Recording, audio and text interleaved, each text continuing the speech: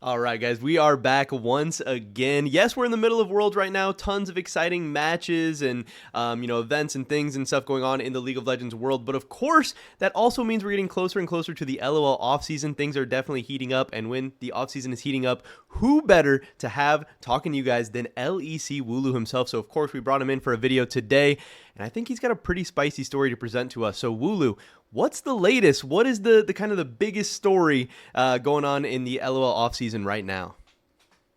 Yes, so since Europe won today at Worlds, and I'm very happy, let's talk about Europe.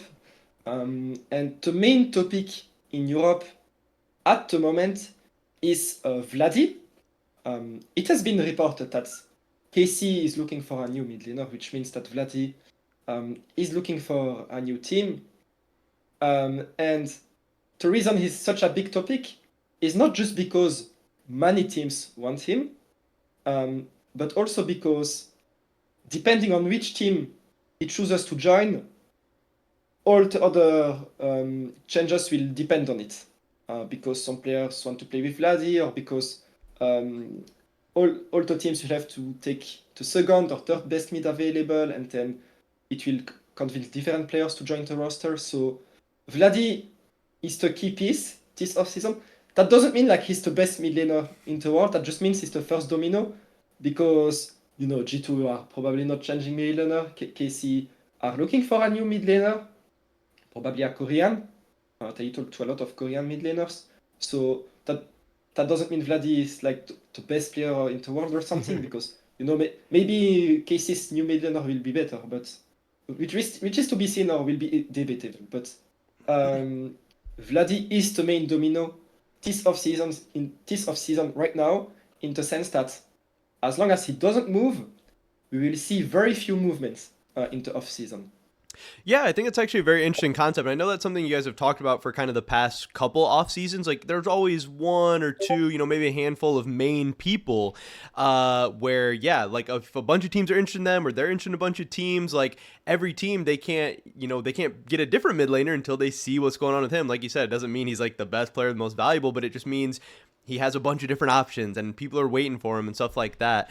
So yeah, what do you think? I mean, can you talk about potential options for him, or just kind of what twists and turns you think this might lead for us in this offseason? Yeah, definitely. So I can name a few teams, but I want to put out this disclaimer that it doesn't mean that all of those teams have sent him an offer. Um, as a reminder, Vladi is still under contract with KC for 2 more years.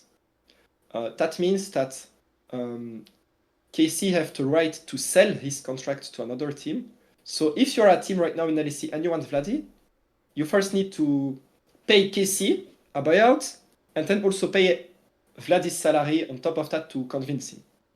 So not all teams have the same degree on interest, depending on what the cost can be, but the teams that have reached out to KC to ask for the buyout, or to Vladi, who had some form of interest, which I would say are to be considered,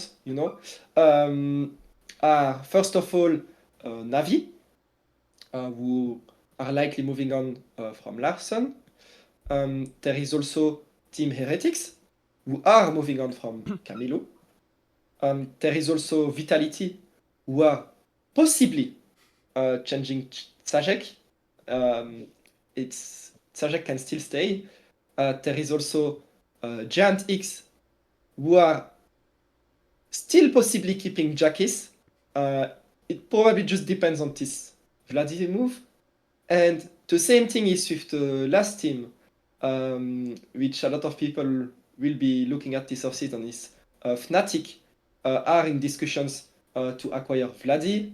But it's no easy task for Fnatic to get Vladi, because, of the price. So it will depend a lot if they can, sell Poby to another team or sell other players, and, make it financially feasible for them. But yeah, Fnatic is also one team interested in Vladi. But that doesn't mean Poby is out of Fnatic. Maybe they don't get Vladi and Poby stays. That's still to be decided, but I can um, I can say very confidently that there are discussions. Yeah, I mean, and that's the crazy part too, is we're still very, very, very early in the offseason. Like you said, Worlds is still going on. We're still in the Swiss stage Mhm. of Worlds right now. But obviously that does sound like a lot of different teams that have at least, like you said, reached out or asked questions or inquired about the buyout or whatever. So that's definitely going to be very interesting. But also with that many teams and people and things involved, that's going to get very, very, very complicated as well. I guess one thing I would be wondering about is that, like, with that much interest in teams and discussions going on, is this something that's going to take a long time? Because like the main domino, when that's what people are waiting for, people want the main domino to hurry up. Like, is this something that's Yeah, going to quickly happen after Worlds? Is something that might drag on for a while? Like, do you have any insight into something like that? yeah. So as I said, depending on the team that can get Vladi, it can be a mess because you need to maybe sell players, change your mid laner, see where other players can go. So because of that, it can take a lot of time. But also, Vladi is still waiting for teams who are playing at Worlds. So it can definitely take some time, which is very interesting this off-season. Things are really completely on halt right now because of this.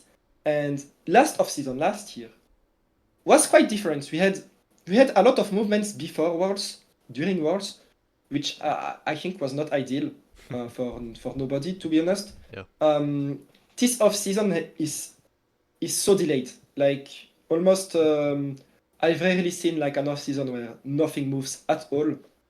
So it will be interesting to see. I mentioned teams at Worlds from NA2.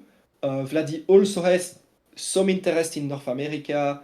Like Shopify Rebellion, for example, they are looking for a mid laner. That's public already. Vladi is one player down the list. He's not their priority, so that's why I don't mention his name as much because for the EU teams, for most of them he's the priority. But he has also interest in NA. But in NA, if you use this import spot on the mid lane, you can as well have a Korean, So he doesn't have the same priority in North America. But yeah, it can definitely take some time. There will also it doesn't depend just on Vlad's choice. There's also like um, there will be discussions with Casey as well for the buyout. I can see a question coming like what buyout you can expect.